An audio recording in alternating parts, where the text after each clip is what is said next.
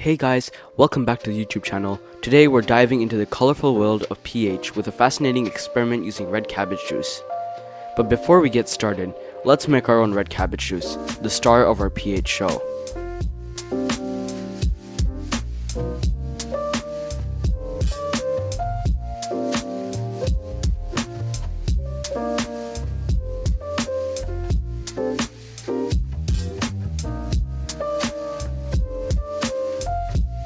And there we have it, our homemade acid-base indicator.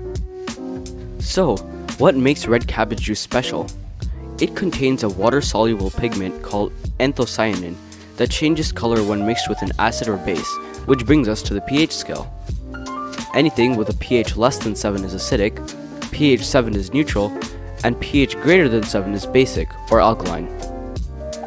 First up, we have vinegar. The solution turns pink, indicating acidity. Next, we have lime juice. This solution also turns pink, indicating acidity. And for the last of the acids, we have orange juice. This solution turns a pinkish purple color, indicating a weak acidity. Now let's test water. The solution remains purple, as water is neutral. Next up, we have water from my fish tank. The fish that I have can only live in a slightly acidic environment, meaning that the solution should turn slightly bluish purple, which it does, indicating a slightly alkaline nature. For baking soda, the solution turns green, indicating that it is basic. And finally, we have this Drano drain cleaner. This solution turns dark yellow, indicating that it is highly basic.